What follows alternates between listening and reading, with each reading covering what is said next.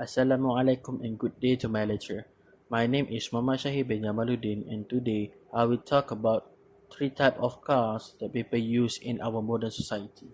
As shown in the slide, there are three types of car, or specifically the type of the engine each car uses on their daily drive.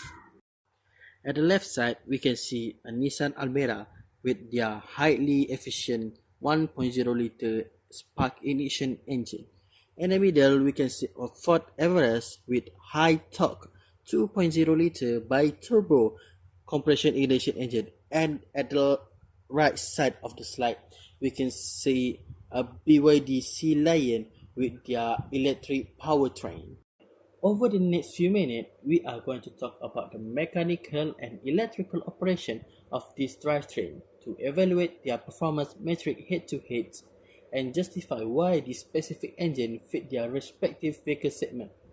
And also, we're going to conclude with an engineering recommendation on whether the global energy crisis demands a complete shift toward the electric mobility.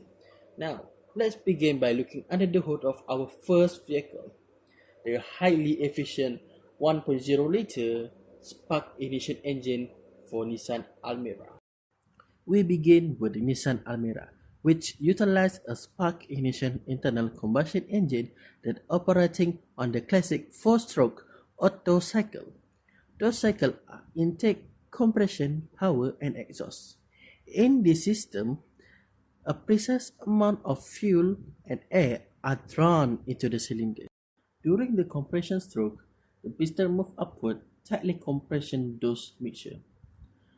Just before the piston reaches its peak, the engine's management system sends a high voltage current to the spark plug.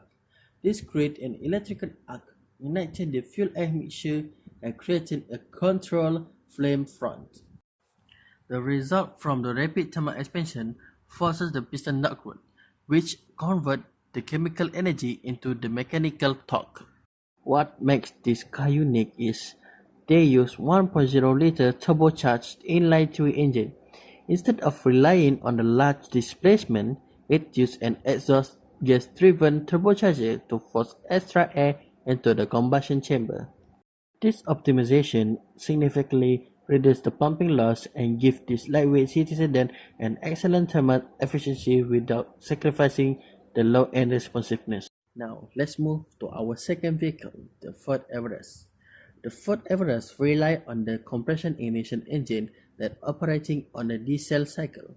Right away, the fundamental of the engineering change. There are no spark plug here. During the intake stroke, the Everest engine draws in air alone. This air is then subjected to an extreme mechanical compression ratio, typically around 16:1 or higher. This intense compression raises the temperature of the air past the auto-ignition point of the diesel fuel, reaching hundreds of degrees Celsius. At the peak of the compression stroke, a high-pressure common rail system atomises diesel fuel directly into the superheated air. The fuel ignites spontaneously upon contact, creating a high-pressure combustion event that pushes down the piston with massive force.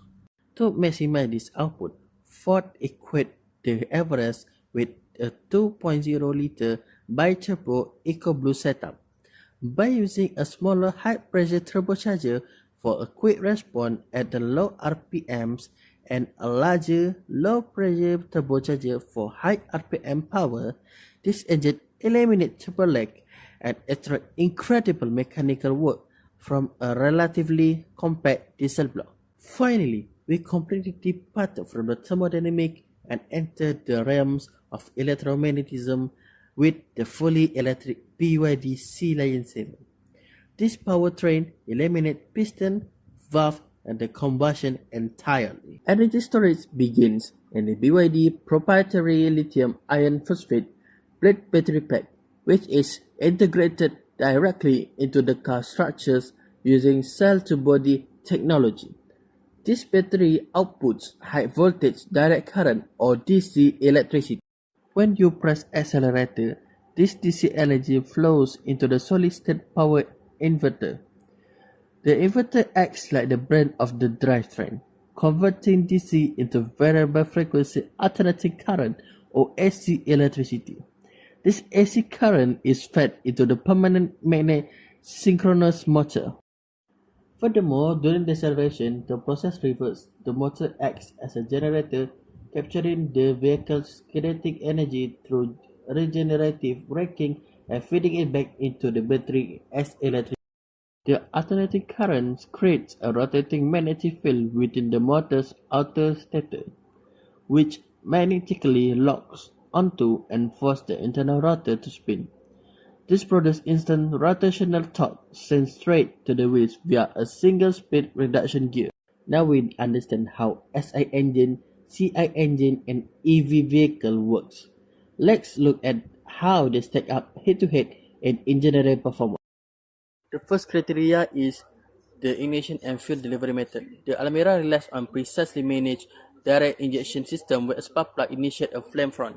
The Everest entirely skipped the spark arc, relying on an ultra-high pressure Cameron system to inject diesel directly into the superheated, highly compressed air. But the BYD Sea-Lion 7 abandoned fluid dynamics completely, using solid-state power electronics via an inverter to modulate electrical AC frequency directly controlling the motor speed.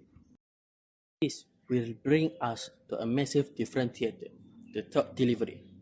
If we plot the torque curve, the Almera gives us a linear progression in the mid RPM range. The Everest delivers a massive lock-and torque plateau of 500 newtons meter, starting as low as 1750 RPM, ideal for heavy-duty work.